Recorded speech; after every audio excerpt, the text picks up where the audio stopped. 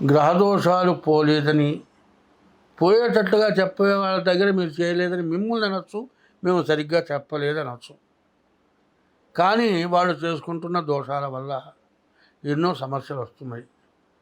ఆ సమస్యలు ఏమీ లేకుండా పోవటానికి మార్గం మాత్రం ఉంది. ఎవరైనా సరే దాన్ని ఆచరించడానికి తగింది నేను చెప్తాను. వాళ్ళే కాదు, మనం కూడా ఆచరిస్తే మనకు మంచిదే. అది చాలా సమస్యలతో, చాలా రకాల బాధలతో, చాలా రకాల ఇబ్బందులు పడుతున్నారు. ఆ ఇబ్బందులు పడకుండా పోవటానికి చేసే మార్గం అవుతుంది. ఆ మార్గాన్ని మేము చేయిస్తాము. మరి ఆ మార్గం అవలంబిస్తే అన్ని విధాల మంచిదవుతుంది. అది మొదలు పెడుతున్నాను. ఆగస్టు నెల 1 నుండి 31 వరకు కర్కాటక రాశి ఫలితాలు. కర్కటస్య నిశాకరః. కర్కాటక రాశికి చంద్రుడు అధిపతి. ఈ కర్కాటక రాశి చాలా బాగుంది. కర్కాటక రాశిలో గురువు ఏకాదశిలో ఉన్నాడు. శుక్రుడు ఒకడు బాగున్నాడు. గురు శుక్రుడు తప్పితే మిగతా గ్రహాలు ఏవి కూడా బాగాలేవు. అందువలన ఈ రాశి కూడా చాలా క్రిటికల్గా ఉంది, చాలా ఇబ్బందికరంగా ఉంది అని చెప్పాలి. గురువు బాగుండటం వల్ల మీ మాట సాగుతుంది.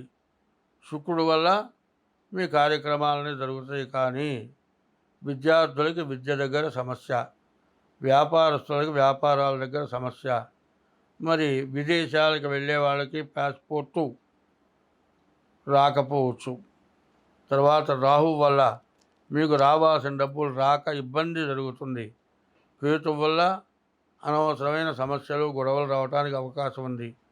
ఈ రాశి వాళ్ళకి 2 గ్రహాలు, గురువు శుక్రుడు తప్పితే ఏ గ్రహము బాగాలేదు. కాబట్టి ఈ రాశి వాళ్ళు మరి శని అష్టమంలో ఉన్నాడు. కర్కాటక రాశికి శని అష్టమంలో వక్రించి ఉండటం కూడా చాలా ఇబ్బందికరం. 2 రకాల సమస్యలు ఉన్నాయి. ఈ 2 రకాల సమస్యలు కొంత మేలు చేస్తాడు, కొంత కీడు చేస్తాడు. ఏమవుతుందంటే రావాల్సిన డబ్బులు చేతికి రావు, మీ డబ్బులే మీకు రావు. మీ ఇంట్లో ఉన్న డబ్బులు కంటికి కనపడవు.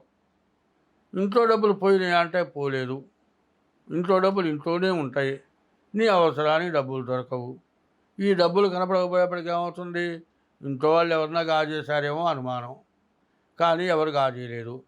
కానీ ఈ డబ్బులు దొరక్కపోవటం వల్ల విపరీతమైన చికాకు, ఇంట్లో వాళ్ళని ఎవరిని నమ్మకపోవటం, ప్రతి వాళ్ళని అనుమానించడం, తగాదాలు పెట్టుకోవటం, చికాకు పడటం, మరి బాగా మనస్సు మరి సరిగ్గా లేక పిచ్చివాళ్ళలాగా ప్రవర్తించడం, మరి ఏం చేయాలన్నా కూడా తోచక పిచ్చివాళ్ళలాగా తయారవటం, ఇటువంటి సమస్యలు.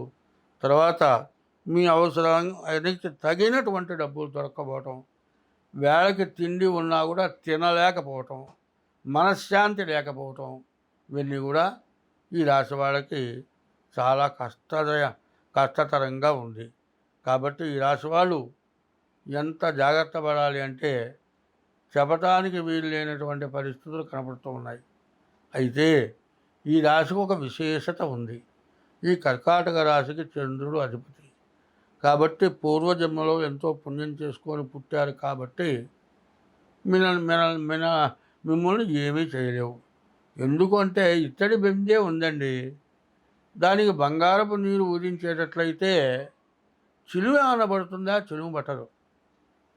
ఇత్తడి బెండికి బంగారపు నీరు ఊదారు, కొన్నాళ్ళ పాటు మాత్రం చిలువ పట్టదు.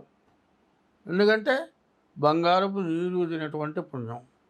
అంటే చంద్రుడు అంత బలవంతుడు, అంత బాగా ఉపయోగపడేవాడు కర్కాటక రాశికి. అటువంటి చంద్రుడి వల్ల చాలా వరకు మీరు బయటపడటానికి అవకాశం ఉంది. ఈ రాశి వాళ్ళకి ద్వాదశాస్తమ జన్మస్థం శని అంగారకో గురుహో కుర్వంతి ప్రాణ సందేహం స్థానచలనం ధనక్షయం అని ఈ విధంగా ఉంది. కాబట్టి ఈ రాశి వాళ్ళకి బతకటం చాలా కష్టంగా ఉంటుంది. చివరికి ఏదో చేసుకొని చచ్చిపోదాం, ఆత్మహత్య చేసుకుందాం అన్నంత పరిస్థితి బాగా కనపడుతుంది. ఎందుకంటే ఇటువంటి పొరపాట్లు చేయకూడదు. ఆత్మహత్య చేసుకుంటే మహాదోషం. ఇప్పుడు అనుభవించే దానికంటే మళ్ళీ జన్మ ఎత్తే రెట్టింపు అనుభవించాల్సి వస్తుంది. కాబట్టి అటువంటి పనులు చేయకూడదు. అయితే వీటన్నిటికీ ఏమిటయా మార్గం అంటే, ఉదయం లేవగానే సూర్యుడికి నమస్కారం చేయండి. మధ్యాహ్నం 12 గంటలకి సూర్యుడికి నమస్కారం చేయండి. సాయంత్రం 5 గంటలకు సూర్యుడికి నమస్కారం చేయండి. రోజు మీ ఇష్ట దైవాన్ని పూజించండి. ప్రతిరోజు కూడా మీరు శివాలయానికి వెళ్ళండి. మారేడు దళాలు దొరికితే ఈశ్వరుడికి మారేడు దళాలు ఇచ్చి పూజ చేయించుకోండి. మరి నవగ్రహాలకు ప్రదక్షిణ చేయండి. నవగ్రహాల్లో మధ్యలో సూర్యగ్రహం దగ్గర దీపారాధన చేయండి. కాసిన పూలు తీసుకెళ్ళండి. ప్రతి గ్రహం మీద ఒక పువ్వు పెట్టండి. ప్రదక్షిణ చేయండి. నమస్కారం చేయండి. అయితే ప్రతివాళ్ళు ఏం చేస్తున్నారు? గుళ్ళోకి వెళ్ళగానే కాళ్ళు కడుక్కుంటారు. శివాలయంలో ప్రదక్షిణ చేస్తారు. నవగ్రహాల గుళ్ళో ప్రదక్షిణ చేసి బయటకు వచ్చి కాళ్ళు కడుక్కుంటున్నారు. అది చేయకూడదు. అది చేసేటట్లయితే మీరు ప్రదక్షిణ చేయకపోయినా కూడా పర్వాలేదు, కానీ ప్రదక్షిణ చేసి కాళ్ళు కడుక్కుంటే చాలా తప్పు. దండం పెట్టిన వాడిని దవడ బగలగొట్టినట్టు ఉంటుంది. నీకు వచ్చి దండం పెడితే నువ్వు దవడ బగలగొడితే ఏమంటారు? ఏందా నీకు పిచ్చి పుట్టిందా? నీకు వచ్చి దండం పెడితే నువ్వు దవడ బగలగొడతావు అంటే, దేవుడు నిన్ను అనుగ్రహించాల్సిన చోట నువ్వు కాళ్ళు కడుక్కుంటే ఎక్కడ కడుక్కోవాలి? పోరాని చోటికి పోతే కాళ్ళు కడుక్కోవాలి. ఏదైనా తొక్కాను అనుకుంటే కాళ్ళు కడుక్కోవాలి. దేవుడి దగ్గర పోయి కాళ్ళు కడుక్కోవడం ఏంటండి? నవగ్రహాలు నిన్ను పట్టుకుంటాయా? నవగ్రహాలు నిన్ను పట్టుకోవు. నవగ్రహాలు నీలోనే ఉన్నాయి. హస్త సాముద్రి దగ్గరకు వచ్చేప్పటికల్లా అరిచేతిలో అన్ని గ్రహాలు కూడా ఉన్నాయి. అన్ని గ్రహస్థానాలు ఉన్నాయి.